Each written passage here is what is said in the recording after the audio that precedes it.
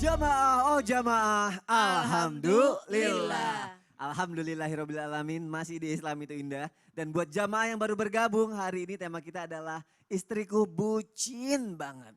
Istriku butuh cinta banget, Masya Allah. Jamaah ada lagi nih tayangan nih, ini mengenai istri yang menemani suaminya mulai dari nol. Langsung aja kita lihat tayangannya, silahkan.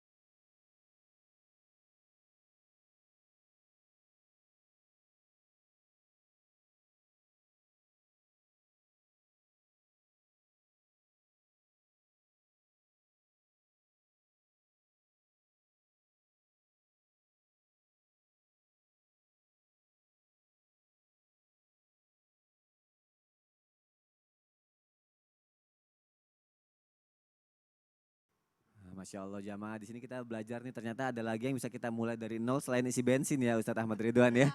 Saya pikir petugas SPBU. Baik, ternyata begitu mencintai pasangannya dimulai dari nol ketika merintis semuanya bareng-bareng. Nah ini berhubungan dengan pertanyaan aku tadi jamaah ke Ustazah Lulu. Ya. Ustazah bener gak nih ketika seorang istri bisa menerima kekurangan suaminya, mungkin maaf bisa dibilang gajinya tidak banyak tapi istrinya menerima itu. Apakah seorang istri itu bisa disebut bucin, butuh Masya cinta? Allah. Masya Allah. Silakan Iya, Ustazah Masya Allah. Lulu. Cuman kagak ngerti itu lagunya apa artinya ya. Kagak ngerti Gak ada gitu. translate-nya ya? Ada. Tapi Masya Allah lihat tayangan tadi ya benar-benar memulai dari nol ya. Nol. Untuk menerima kekurangan, kelebihan. Ini apakah termasuk bucin? Nah ada batasannya ya. Karena memang tujuannya adalah untuk saling melengkapi. Hunna libasulakum wa antum libasulahun. Artinya apa? Laki-laki atau suami sebagai pakaian bagi istri, begitupun juga sebaliknya. Coba kalau kita pakai pakaian itu kan untuk perhiasan kita. Kemudian juga untuk satu kebanggaan ya. Ada yang pakaian guru, pakaian tentara, pakaian polisi itu ketika memakai seragamnya oh kebanggaan. Kemudian juga untuk pelindung. Jadi untuk saling melindungi. Gitu kan fungsinya sebagai pakaian melengkapi satu dan yang lainnya. Kemudian juga yang kedua kita harus sadari tidak hanya sebatas melengkapi tapi juga untuk memperbaiki. Hari demi hari harus menjadi pribadi yang lebih baik lagi. Man kana yaumuhu khairum min amsihi fahuwa rabih. Wa man kana yaumuhu mithla amsihi fahuwa maghbun. Wa man kana yaumuhu syarra min amsihi fahuwa mal'un. Dalam hadis riwayat Tabrani, barang siapa yang hari ini lebih baik dari hari kemarin beruntung. Hari ini sama kayak hari kemarin maka tertipu. Hari ini lebih buruk dari hari kemarin maka itu dikatakan orang yang terlaknat. Na'udzubillah min dzalik. Artinya tidak semerta-merta oke saya terima kekurangannya. Tidak. Kalau dalam hal harta silahkan misalnya gajiannya segini, wah Masya Allah Alhamdulillah qanaah diperbaiki, kemudian juga senantiasa kita manage dengan baik. Tapi dalam hal akhlak, ilmunya jangan sampai kita terima gitu aja. Ya Allah bang agak ngaji, udah kagak ngapa deh bang dah. Lah nggak gitu juga Iya, gitu kan. jangan Abang dong. pergi ngaji bang gitu, ntar ngajarin saya juga bang gitu. Begitupun juga suaminya, aduh saya nggak bisa ngajarin istri saya ngaji nih. Izinin buat keluar rumah untuk bisa ikut taklim gitu kan. Kemudian juga kalau kita lihat ya Allah bang, masa sih bang kita kagak sholat tahajud berjamaah bang. Abang kalau nonton bola sampai malam banget bang. Daun saga, daun talas sentilan nggak banget gitu tuh. juga, keles gitu kan. Artinya semakin hari semakin menjadi pribadi yang lebih baik, ada tambahan ilmu, akhlak yang lebih baik, kemudian keimanan yang meningkat kan gitu ya. Karena namanya keimanan meningkat dengan senantiasa kita mendapatkan ilmu pengetahuan, ketaatan, Masya Allah ya.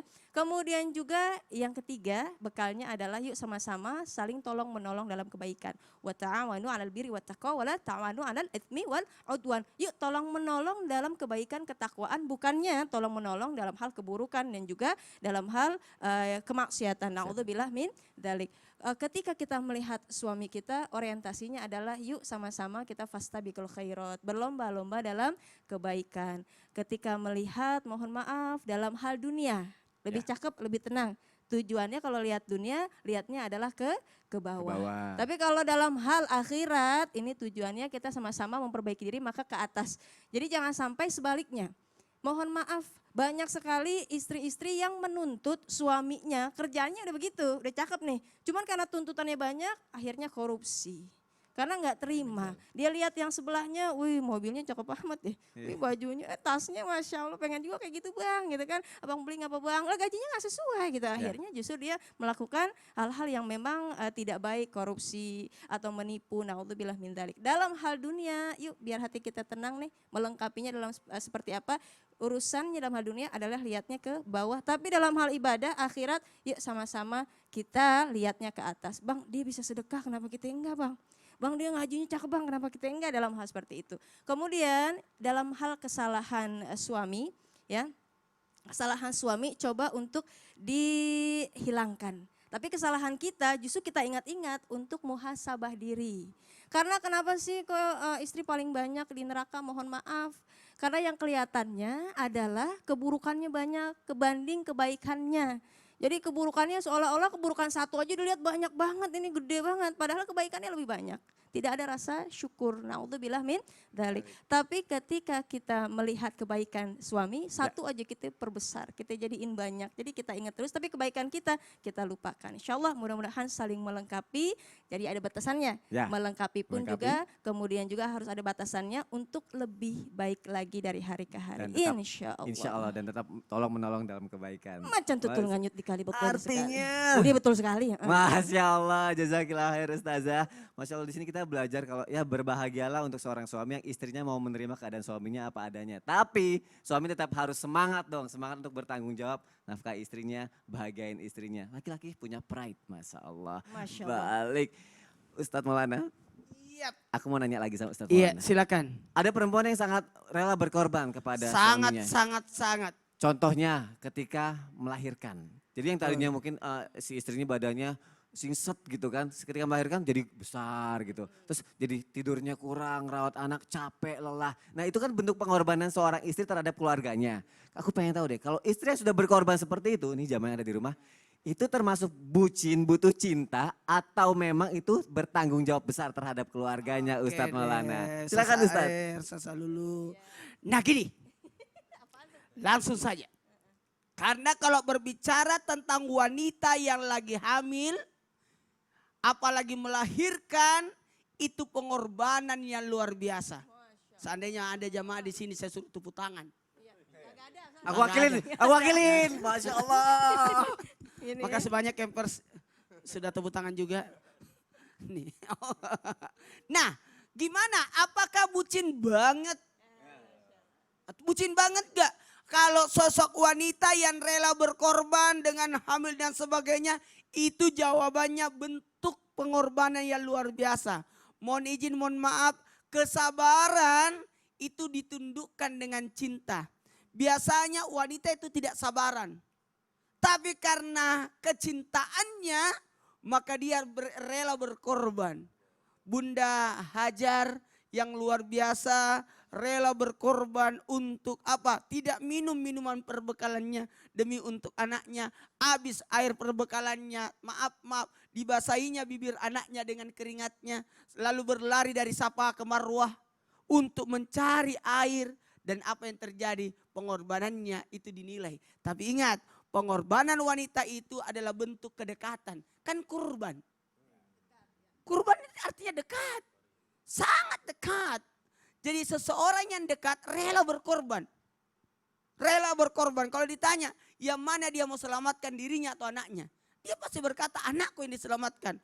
Begitu banyaknya wanita yang tidak mau makan.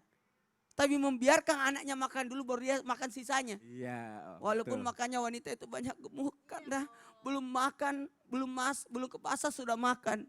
Pulang pasar makan, masak makanannya makan. Sisa makanan anaknya. Dimakan. Anaknya makan ikut makan. Suaminya datang Makan. makan lagi. makan mulu ceritanya ini. Aduh. Ini bentuk apanya? Bentuk kesabaran inilah ditundukkan dengan kecintaan. Wanita tidak sabaran, tapi karena ada cintanya, maka menundukkan kesabarannya itu dalam artian adanya cinta. Kesel. Tapi karena cintanya, dia tidak berani. Anaknya nakal, siapa yang dipukul? Dirinya. Dia pukul dirinya. Karena Itu nggak mau hebatnya. nyakitin anak, ya. Apalagi tadi pertanyaannya Mas Sony, dia habis melahirkan lalu gemuk dan sebagainya. Itu sudah biasa itu. Wanita itu rela, maaf, tidak mengurus dirinya demi mengurus anaknya. Mengurus suaminya. Hebatnya wanita, istri bekerja, suami bekerja, dua-duanya bekerja. Tapi ingat, ketika laki-laki pulang dari kantor, dia langsung baring. Tapi wanita langsung ambil anaknya. Nyuci baju, ngepel, masak, masih sempat. Ya Allah, jamaah. Ye. Dan pengorbanan ini bentuk karena kasih sayang sebenarnya. Mohon izin, mohon maaf. Wanita kalau mau dipikir, saya kembali ingatkan lagi, ada 5 yang tidak bisa tergantikan dari sosok wanita. Apa itu Ustaz? Air ketubannya, Air ketubannya, darah nipasnya, darah nifas, asinya, ASI, air matanya, air matanya. dan keringat yang bercucuran karena mengurus anaknya. Masya Allah. Ini yang tidak bisa tergantikan. Mohon maaf kepada semuanya, jangan pandang remeh atas pengorbanan sosok wanita. Makanya tadi dikisahkan oleh Ustaz Air, ada ditanyakan oleh Abdullah bin Umar ya. Bagaimana, apakah ini termasuk bagian dari pembalasan? Tidak bisa, satu helai napas saja enggak bisa. Sekalipun maaf, kau kasih dunia seluruh isinya, kau kasih naik haji tiap tahun, kau kasih naik umrah tiap bulan, tidak akan bisa tergantikan dari pengorbanan seorang ibu. Tidak bisa, tidak bisa. Makanya untuk itu laki-laki juga harus tahu diri ya. Tahu Ustaz, ya. diri, makanya Sayyidina Umar bin Khattab tidak membantah omelan istrinya, karena kenapa? Bentuk penghargaannya, penghormatannya kepada istrinya. Lihat aja Ustaz Air, mungkin di sini kelihatan ya kita, tapi di rumah bisa jadi dia yang gendong anaknya, Masya dia Allah. nyuapin anaknya, dan yang paling hebat karena keridaan istrilah yang menerima apa adanya suami. Aduh, ya Sampai Allah. istri rela kerja juga. Aduh. Iya, rela kerja juga, masak juga, ngurus. Semua pekerjaan wanita kalau dikerjakan oleh laki-laki akan menjadi mata pencaharian. Nyuci wanita, tapi kalau laki-laki yang ngerjain menjadilah laundry. Langsung aja diserahin ke laundry aja lah ya. Gak mampu untuk itu. Ah Ustadz ngomong kayak gitu aku jadi kangen sama istri nih. Oh, jangan dulu. Jangan dulu. Belum selesai Orang ya. belum selesai Iya. acara kita. Habis dipancing-pancing sih. Ya Allah, baik. Kita belajar kalau ya laki-laki dan perempuan untuk saling menyempurnakan lah dalam hidup. Karena gak ada yang sempurna. Tapi perempuan lakuin itu semuanya untuk tanggung jawabnya terhadap suaminya. Itu salah satu bentuk tanggung jawab istri terhadap keluarganya ya. Masya Allah. Jamaah yang ada di rumah, kita lanjutkan lagi tausiah kita. Aku mau nanya sama Ustadz Ahmad Ridwan. Kadang seorang istri Ustadz Ahmad Ridwan itu seperti yang kita sama-sama tahu selalu berpikir menggunakan perasaannya ya. Kalau laki-laki kan mungkin ke logikanya tuh Logika. Ustadz Maulana. Nah pertanyaannya gini, ada gak sih batasan yang boleh dilakukan seorang istri ketika mencintai suaminya? Apakah harus nurut aja sama suaminya atau harus gimana Ustadz Ahmad Ridwan? Ya baik, benar kata Rasulullah SAW, izin Ustaz Maulana, Ustaz Lulu, bahwa kata beliau, ma ra'aitu min naqsati aqlin wa din. Aku nggak pernah lihat sosok yang maaf, agamanya setengah dan akalnya setengah daripada perempuan. Itu kata Rasulullah SAW. Tapi yang dimaksud dengan kalimat ini jangan dulu tersinggung. Karena Rasulullah ingin menggambarkan bagaimana Anda wahai kaum Hawa, Anda wahai wanita, justru Anda diberikan apresiasi oleh Rasulullah SAW karena Anda memiliki rasa yang sangat sensitif. Nah, sensitivitas ini adalah keunggulan bagi Anda yang menunjukkan diferensiasi perbedaan kami dengan kalian, gitu. Kaum laki-laki dengan wanita. Nah, karenanya tatkala Anda diberikan rasa, terus laki-laki diberikan akal, jangan sampai rasa itu malah justru diakal-akalin sama suami. Waduh. Itu dia Ustaz. Ulang. Ulang dong. Ulang kata-katanya. Aku mau bikin status Saat sekarang. Anda diberikan rasa, suami diberikan akal, jangan sampai rasa itu malah membuat Anda diakal-akalin. Aduh. Itu dia. Karena apa? Penting bagi kalian semua tahu bahwa sesungguhnya wanita itu memang rasanya sangat tinggi. Apalagi kalau sudah yang namanya cinta, dia akan mengatakan dalam sebuah syiarnya, al-hubbu jihadun wa kifah. Waduh, apa itu? Cinta adalah perjuangan dan pengorbanan. Kalau udah kayak gitu, suami suruh ini, ayo. Suami perintahkan ini, ayo. Jangan. Kenapa? Karena ada batas la ta'ata li makhlukin fi maksiatil khaliq. Nggak boleh taat kepada suami, kepada makhluk dalam bermaksiat kepada khalik, kepada Allah. Contoh ini, ada yang datang. Tok tok tok. Tok, gitu tok, tok, kan. tok, tok, tukang Betul. kredit. Bukan ya. Bilangin. Ayah nggak ada. Lah itu siapa yang ngomong? Hah? Siapa itu? Dedemi itu ya kan enggak kan? Itu suami. Nah dalam hal seperti ini kita katakan tidak semuanya harus Anda taati. Kenapa? Penting tetap. Apa yang dikatakan Ustaz Lulu tadi bahwa ra'suz dzunub, pangkalnya dari dosa adalah kebohongan, kedustaan. Tapi ya begitu wahai laki-laki, Anda juga tahu diri.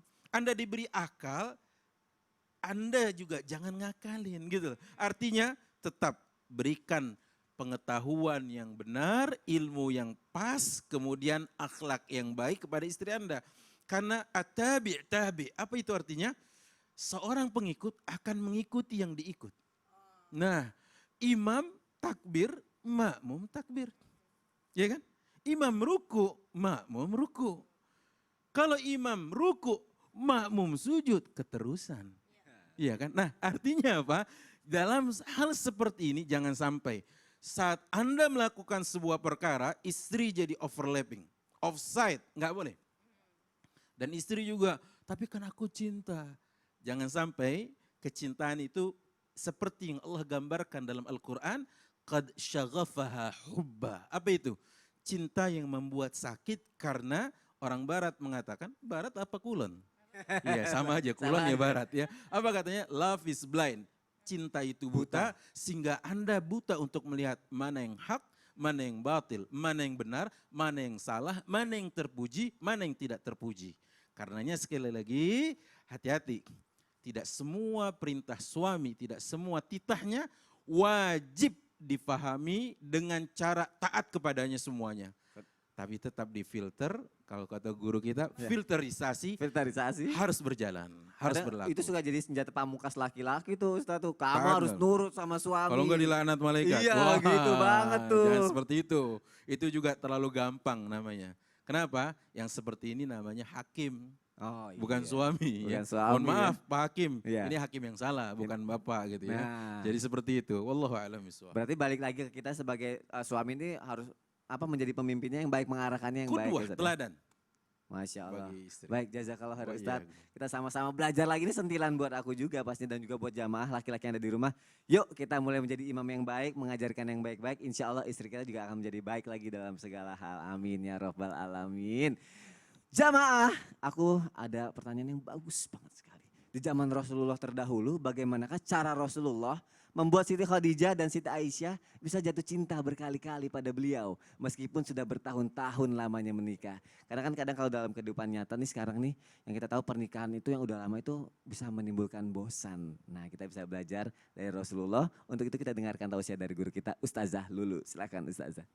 Masya Allah, terima kasih Mas Uni. Jamaah. Yeay. Oh jamaah. Yeay. Alhamdulillah. Lillah. Merinding ya Masya Allah ketika kita baca Sirah Nabawiyah itu banyak sekali kisah indah Rasulullah bersama istri-istrinya. Ini yang dua ya, berarti Sayyidatina Khadijah beserta Sayyidatina Aisyah ya. Masya Allah akhlak Rasulullah adalah Al-Quran. Ketika seorang Arab Baduy datang bertemu dengan para sahabat tidak ada yang bisa jawab. Kenapa kok warga Mekah Madinah masih sedih padahal Nabi sudah lama meninggal dunia. Yang bisa jawab adalah istrinya Sayyidatina Aisyah radhiyallahu anha. Dikatakan khuluquhul Quran. Akhlak Nabi adalah Al-Quran. Khairukum khairukum li ahli wa ana khairukum li ahli. Artinya apa? Berbuat baiklah kalian terhadap istri kalian, keluarga kalian karena aku pun juga begitu. Wa ashiruhunna bil ma'ruf ya. Bergaulah dengan istrimu dengan cara yang baik. Rasulullah akhlaknya Al-Quran. Tidak hanya sebatas baca, tidak hanya hafal, tapi mempraktekkan Al-Quran sehingga akhlaknya adalah Al-Quran. Terhadap Sayyidatina Khadijah, Masya Allah ini adalah cinta sejatinya Rasulullah. Jadi love at the first sight, cinta pada pandangan pertama. Masya Ya, Allah. karena Rasulullah firra'i wa tijarah. Nabi Muhammad hanya pengembala kambing kemudian berdagang gitu kan. Kemudian juga berdagang dagangan yang dimiliki oleh Khadijah. Padahal saat itu Masya Allah gelarnya adalah At-Tahirah, yang suci. Wanita mana yang memang tidak merasa cemburu terhadap Khadijah. Dan para tokoh Quraisy pada saat itu datang menghampiri Khadijah untuk melamar tapi tidak ada yang diterima. kemudian berkata kepada Nafisah, aduh saya jatuh cinta kepada Rasulullah, tolong dibilangin, Masya Allah. Kemudian alhamdulillah menikah dengan Rasulullah. Ini artinya apa? Cinta pada akhlak, cinta pada pandangan pertama, akhlaknya begitu mulia. Kemudian cinta sejatinya Rasulullah adalah Sayyidatina Khadijah. Bagaimana ketika Sayyidatina Aisyah cemburu, dia adalah wanita yang tua gitu kan.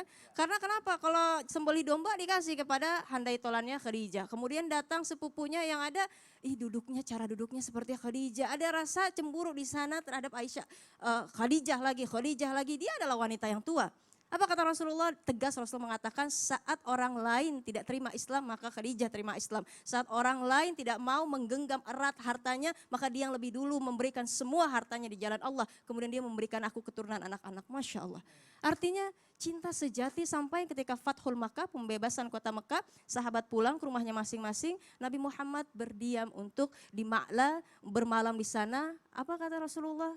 Nabi menangis, sodakti ya Khadijah. Engkau benar wahai Khadijah. Karena Islam ternyata Masya Allah tersebar luas, Islam jaya. Itu adalah kekuatan Khadijah untuk memberikan motivasi. Ini adalah cinta sejatinya karena Rasulullah tidak menikah dengan wanita-wanita yang lainnya. Tapi setelah Khadijah meninggal dunia baru Allah perintahkan untuk menikah. Nah kemudian yang kedua nih ya, Sayyidatina Aisyah. Aisyah ini memang muda dan manja, cemburu gitu, Masya Allah. Dan Aisyah mengatakan Rasulullah ini pengertian sekali. Satu hari ada festival di depan Madinah, kemudian ini orang-orang Habasyah mereka tampil, ya ada menari, namanya nari pedang gitu kan. Kemudian Aisyah ini di bahunya Rasulullah, pipinya mengena dengan pipi Rasulullah. Makan bakso sambil sweet, so sweet. Wih, Gitu kan. Masya Allah. Sudah selesai Aisyah, sudah menonton gitu. Nggak pakai ngomong, belum gitu kan bahasanya. Udah selesai belum? Belum. Kemudian kutipan hadis tersebut dinyatakan oleh Aisyah bahwa sebenarnya aku tidak begitu memperhatikan terhadap festivalnya, gitu kan, performnya Habasyah, orang-orang Habasyah atau Ethiopia. Tapi yang aku inginkan adalah melihat orang-orang betapa cemburunya mereka melihat aku dan Rasulullah. Masya Allah, ini pipi beradu begini, kita bisa Sweet pakai begini banget ya Ustazah ya. Sweet banget Aisyah, perhatian Rasulullah. Kemudian yang kedua, Rasulullah ini baik dan juga lembut. Aisyah sedang bermain ya saat itu bersama Saudah. Ya, jadi lagi buat kue katanya, cobain dong kuenya, cobain enggak. Akhirnya ini namanya tepung kuenya dilempar ya, kena makanan ini kepada Saudah. Akhirnya mereka lempar-lemparan kata Rasulullah, kenain lagi, lempar-lemparan. Datanglah Umar bin Khattab. Assalamualaikum, waalaikumsalam. Mereka berdua ngacir ke kamar, gitu kan. Ketika masuk ke dalam, wah berantakan. Orang sekarang udah like aja lah, nggak usah komen ribet gitu kan.